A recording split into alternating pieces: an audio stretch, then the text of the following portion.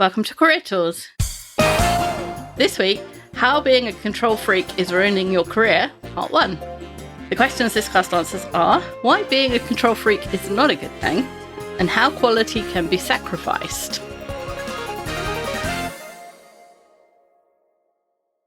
Hey folks, it's Mark. I just want to remind you, if your company is hiring and you're being asked to conduct interviews, it's time to learn how to conduct interviews. And the best way to do that is to become a licensee. Costs $200 a year. You get all kinds of other benefits like show notes and access to executive tools. You might as well start listening to that now. But the cool thing for learning how to become a great interviewer is our interview creation tool, which is included in your license. You go online, answer a series of questions about the job you're hiring for, and it will prepare an interview that will blow you away.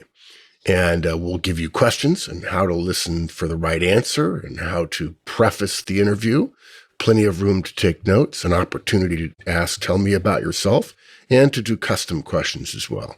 It's probably one of the products I'm most proud of, and hundreds of thousands of interviews have been created with it in the last 10, 15 years. So get a license, and it gets you access to the interview creation tool. The words control freak are used to describe undesirable behaviors by some people. Some people call you a control freak, and that means to them you're being too controlling, you're too tight, you're too uptight, and you're worrying about things that don't need to be worried about.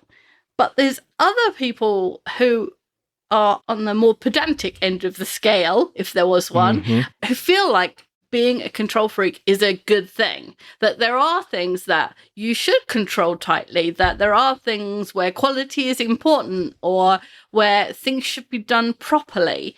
And those people take control freak to be a badge of honor, which is good. And in some places, that's a good thing, right? If you're running a nuclear power plant, I would like you to check every detail about 18 times, if possible. And then I'd like someone else to double check that, just to be safe. Right. On the other hand, in some places, the person who calls themselves a control freak or takes that end of the scale can be doing the whole project a disservice, can be doing themselves a disservice, and can be breaking relationships for things that don't actually matter. And so this guidance is trying to help you calibrate where being a control freak is a good thing and where it's a bad thing. And when it's a bad thing, what to do instead when you have that compulsion, I don't know, that attitude, that personality that wants to be controlling. And I'll confess, I'm a control freak. So this is as much for me as everybody else. Absolutely. I always think it's interesting because it is something that I think a lot of people, even when it's said with a loving tone, right? If you think about why it's said, it's still describing behaviors that even if you wear it as a badge of honor, you know those behaviors are hurting something, right? You see it as a means to an end or a good thing, but you know that there's a trade-off there. Yes, and so this is just exactly like Wendy said, right? Calibrating and understanding if that is the case for you, how to deal with that and how to maybe be a little bit more effective. Our outline for today is, number 1, are you a control freak? Number 2, increase the weight of relationships and decrease the weight of quality. Number 3 is the 3 steps to balancing the scale or recalibrating, right? And then step 4 is err on the side of the relationship. Yeah, so the first question, are you a control freak? So there are some people, as we said, who name themselves control freak, and there's some people who get called control freak by other people. But in our definition, someone who controls their own work to the extent that it affects others in the organization, that's what we're talking about. So it's okay to control your own work if it doesn't bother anybody else, if it's not causing a delay for anyone else, if it's not causing arguments with anybody else, if it's not getting in the way of customers, or, if you want to have your email with 87 labels and this like complex hierarchy, as long as you're answering your emails in 24 hours, nobody cares. That's fine. But there are behaviors that do affect others. For example, if you have 87 labels and a complex hierarchy on your email and it takes you a week to reply to any email, then you're affecting others. Mm-hmm. And that could be your peers, it can be bosses, it can be other colleagues, it can be customers, it can be anybody else in the organization. And usually somebody who is controlling their work to that extent is affecting more than one person. Like it's the whole of your team or the whole of the, all of your peers or your peers and another group and so on and so forth. Yeah. Now, to be fair, before we go any further, we're talking about this as a colloquial definition of a control freak. We're not making a clinical diagnosis, even though control freak it does not appear in the DSM. There are absolutely things, psychological conditions, life experiences, which cause people to use some of the same behaviors that could be characterized as being a control freak. And if you feel that any of those conditions apply to you, you should see a professional, right? A clinician or a medical professional. We are not qualified to be giving medical advice in any way. Absolutely. So being manager tools, career tools, we are behavior focused, and behavior control freak is not a behavior because you can't see it, you can't describe it, and it's not the same every time, but different people have a different definition. So we're going to expand the definition to describe the behaviors that we see that might cause us to conclude that someone is a control freak. So for example, someone who rarely delegates may be a control freak. Oh yeah, absolutely. Someone who often corrects other people's mistakes, right? Someone who sees or hears someone say something and says, oh, I think you actually mean this, right? Or it's just someone who's very persnickety about that. And now if you're a teacher and you're correcting, math, there is a right answer. So yeah, then correcting answers is fine. And most people who to whom this kind of label applies will exhibit more than one of these behaviors, probably most of them, in more than one context. So if you only do it, if you're a teacher and you only do it when you're grading papers, this doesn't apply to you. But if you are sitting in a meeting and you feel the need to correct somebody else's grammar when the meaning has been clear, you may want to listen to the rest of the list. Okay, So next one, frequently defends their solution as the only viable or correct solution. Now, sometimes you're right, but if you tend to do this more often than not, and you have some of the other behaviors, we might put you in the category of control freak. Another one is if you find yourself constantly striving to have the last word, there's a chance you might be a little bit of a control freak. It's true. Someone who doesn't trust others to do work to their standard. Now, there's a difference between my standard and the standard. If you're running a nuclear power plant, I would like you to reach the standard. But there are other things where the standard could be relaxed. And if you can't let that go, that might be one of those things. Yeah. I worked with a director of finance once, and she was fantastic. She was so good, but she was often perceived as a control freak. And then anytime anyone would mention something, along those lines, our CFO or our senior vice president of another division would come to her defense and say, well, she's dealing with money. And if someone was handling my money, that's exactly how I would want them to handle it. Exactly. That detailed, that controlled, right? Yeah, absolutely. And there's a big difference between making sure the ledger is correct, perfectly correct, which is what accounts should be doing, and being in a brainstorming meeting and only having one solution and defending that one as the correct one. It sounds like that finance director got the money stuff right, but was also more relaxed in other areas, perhaps. Yeah. Also, someone who is unwilling to collaborate with other people to get work done, right? And I think that kind of touches on some of the other things we've talked about, but that is when someone is, because of some of the other things we may have talked about, they don't trust people to work to their standard, or they think their solution is the only way to do it. They abstain from working with other people because they don't want something done wrong or don't want something done not up to their standard. So unwilling to collaborate with others is a big This one. is the one I have to fight in myself. This is the one where I'm like, no, it's all right. I'll just do it all. I'll just do it because I know it'll get done. It'll Yeah, get done exactly. right. Yeah. Yeah. Yeah. Micromanagers in the manager tools definition of the term. So I'll give you that definition. It is the systemic and routine application of an intrusive relationship such that the manager assigns tasks, explaining what to do, how to do it, and insisting on the total process fealty, then observing the work done in real time, correcting the work as it's being done, and in the event of divergence from standard, takes over the work and does it themselves. So there's a way more precise, way further to the micromanaging end of the scale than most people would define it. But there are people like that, and those people probably are control freaks. Absolutely. People who follow their rules of delivery, even when it's been made clear that their output or behavior must change. That's a huge one. If somebody tells you you need to stop doing that, you need to stop doing it. Someone who rarely compromises. It's really hard to compromise if you believe that your way of doing something is the only way, the best way to do something. And so you see that people just don't compromise. Yeah, absolutely. So if you recognize any of these behaviors as ones that you engage in, and or you are a self-described control freak, you can probably justify all these behaviors. I mean, I think of high Cs when we use the empty disk model. Those of you that are high Cs, these are probably behaviors that you more or less naturally find yourself engaging in, or you may easily engage in these behaviors to the point where maybe you overuse them to your detriment.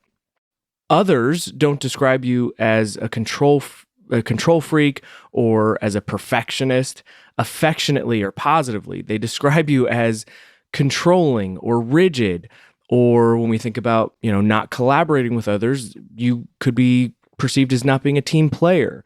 And then people don't want to work with you, which is problematic. Yeah, because unfortunately, organizations are full of other people.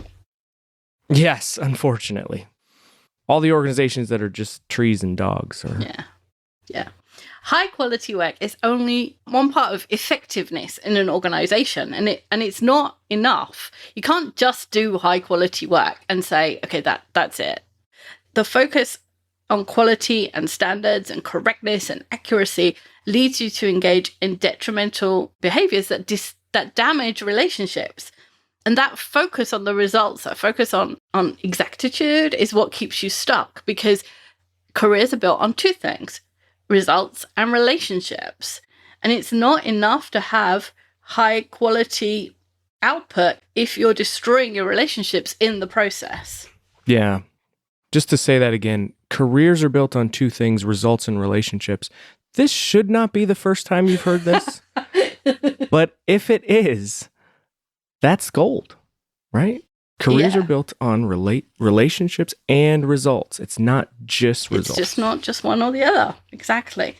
So the answer is to find a balance between the two, between results and relationships, between quality and time, between quality and cost, between quality and service, and so on. Like you've got to weigh up all of those things, all of those diametrically opposed things where you're always falling on one side.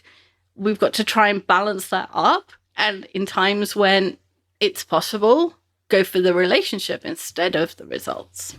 And there are people who are on the other side of this equation. Oh, right? for sure. There are people who prioritize relationships and then struggle to get results, or don't get results as effectively as someone who's on the other side. And so this cast is really about, if you are perceived as a control freak, either self-described or by others, you are falling on the results side a little bit too much, right? You're focusing so much on the results that you're sacrificing some of your relationships potentially.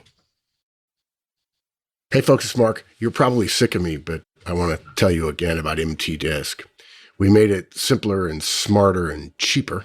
I like the cheaper part best because our old vendor is still charging, I think, $80, and MT Disk is $30. In addition, it's simpler. We took out a lot of stuff that really wasn't necessary. And it's smarter in that we focus on how you can change your behavior. Only the first third of the document is about you. The remaining 2/3 is about how you can change your behavior to work with profiles that are different than you. It took us over a year and a half to compile all the pages. And it's chock-a-block full of information about how you can be more effective at work. And effectiveness leads to results, and results leads to promotions. So come to the website, check out Empty Disk. It's only $30. So the first thing to do is increase the weight of relationships and decrease the weight of quality. Mm-hmm. Some people just turned this off. Yeah, right. Some people just said, "Oh, I'm not." How can you sacrifice quality? Well, Yeah. so that is the most common justification for control freak-like behaviors, or any of those behaviors that we said before. You believe, and often say out loud, potentially, if you don't do it, it won't get done properly.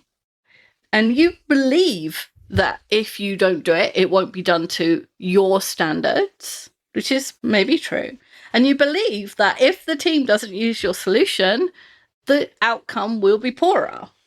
And you believe that if you don't correct someone's minor mistake, they'll continue to make it. And when you ask yourself what matters, the answer is always quality, right? You are striving for perfection. We're going to give you some examples. Quality isn't always the only outcome that's required. It's not even the most important outcome sometimes. There are other things that matter, some of which are your relationships. Absolutely.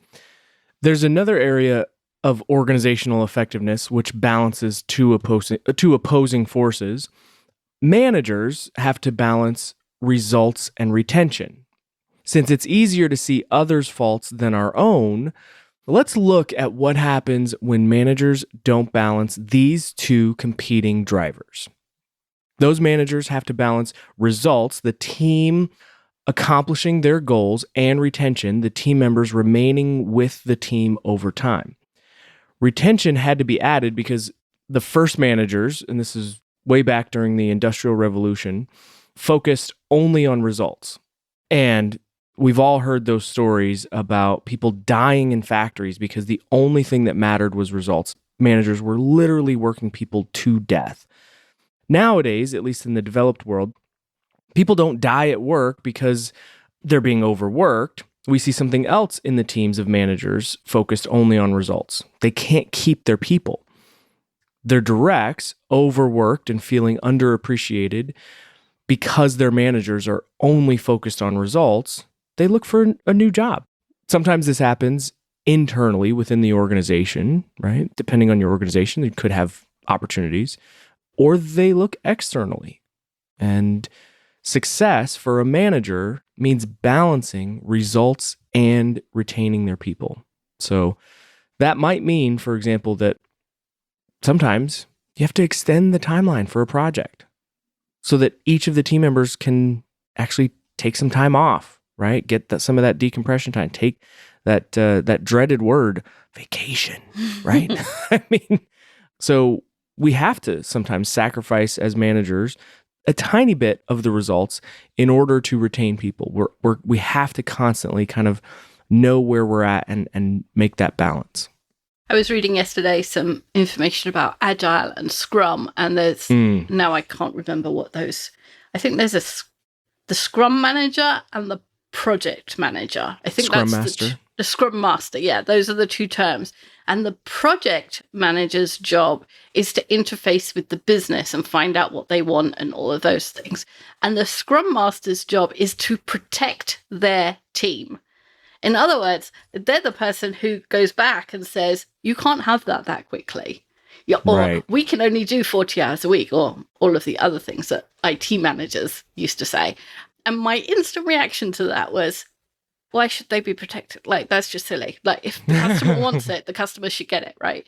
But that is a reaction, I think, to this kind of thing where IT teams feel like they were driven into the ground by just having this endless list of customer demands and this endless list of requirements that were always changing. And they put, in my opinion, in my limited amount of reading, Scrum Master's in there just to put a buffer between them. And it's kind of the modern day equivalent of this Industrial Revolution thing. I completely agree. And again, in my opinion, I think that's part of the reason why so many organizations have gone to a more hybrid, or not hybrid, more matrix environment, right?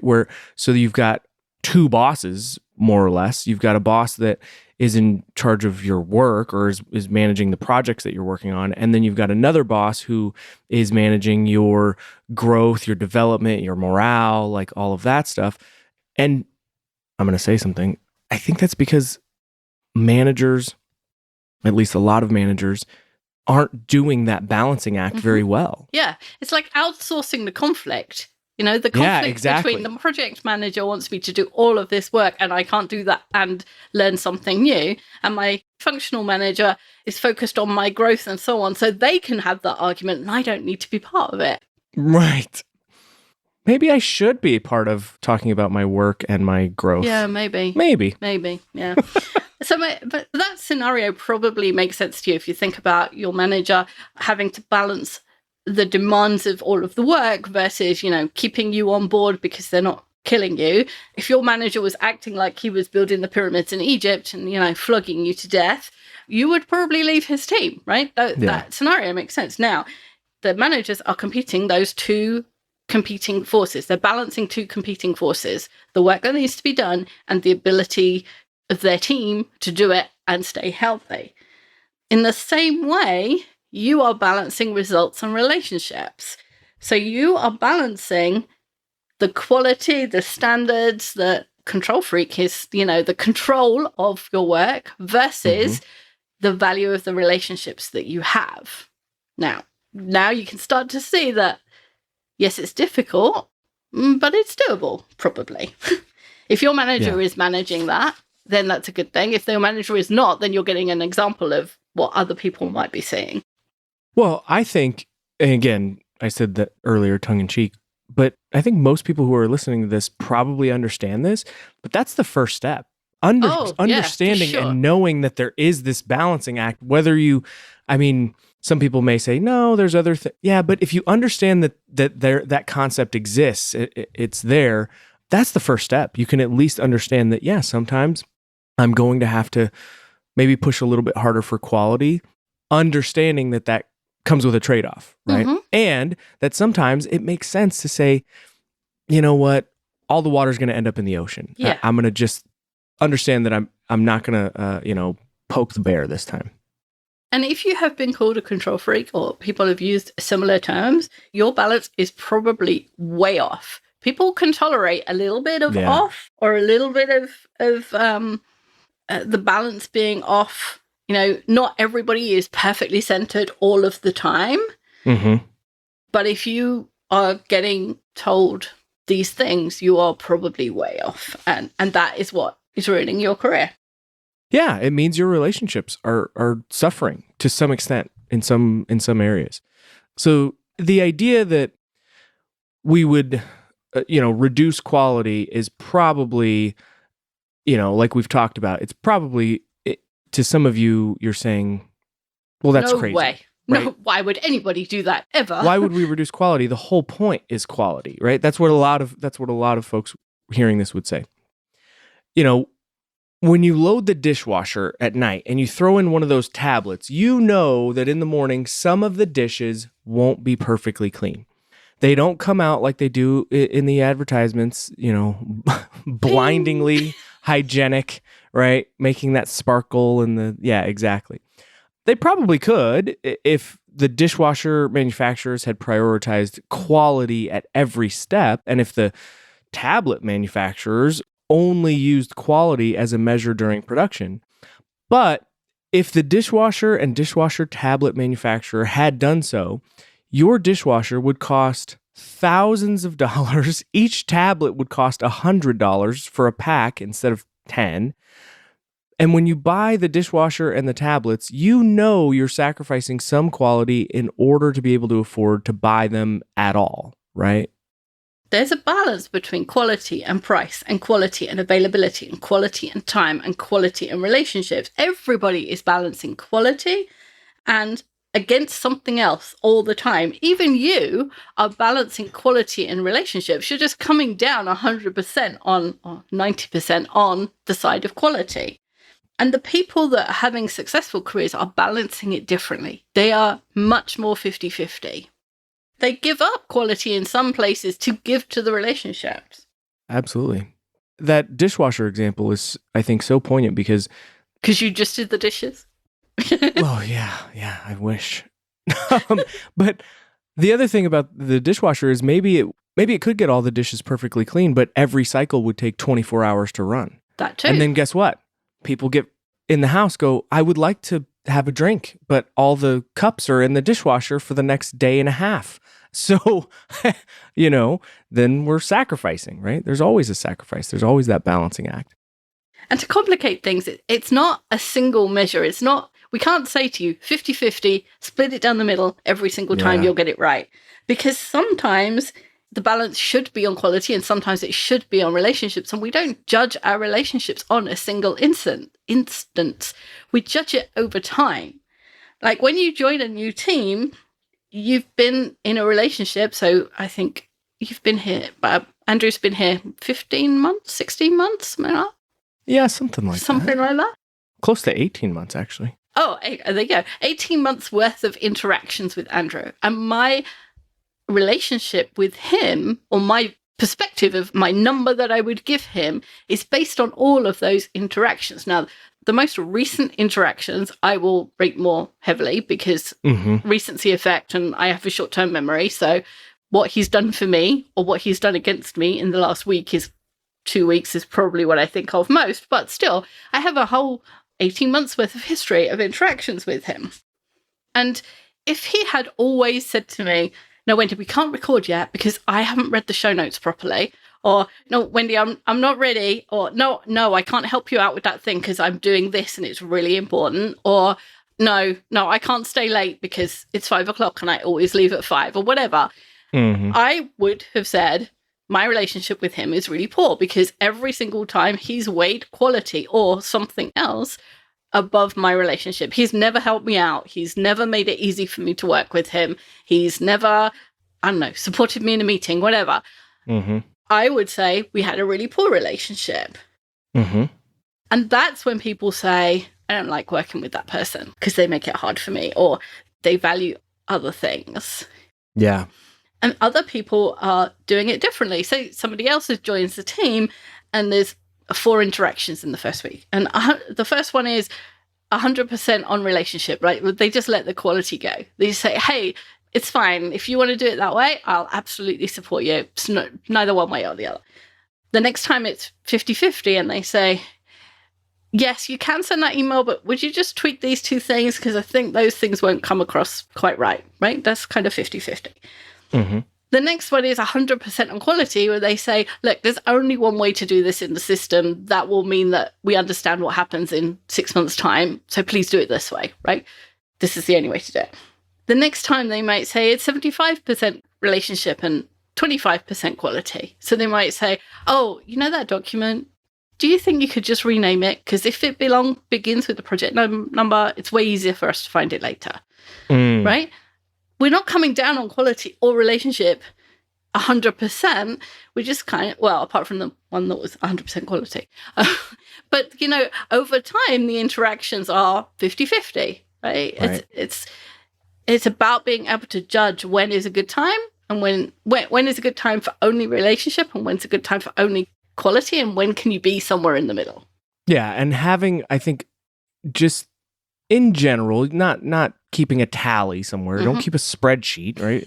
Well, if you want to keep a spreadsheet, go for it. You can, yeah. As long as it gets to get in the way of everything else, right?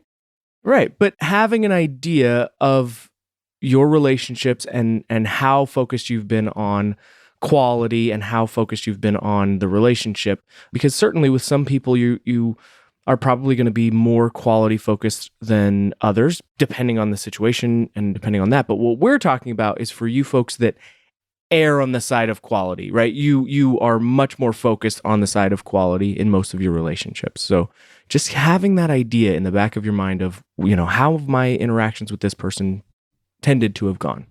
And the good news about that is you don't have to give up the quality piece where it matters. You don't have to give up being right or being correct or things being perfect when it matters. We're asking you to give it up when it doesn't matter as much. Right, exactly. So we'll leave you to stew on that and think about your interactions over the next week. And then next week when we come back, we're going to talk about how you think about specific instances and how you can balance the scale in those instances. Thanks, Andrew. Thanks, Wendy. Bye, everyone.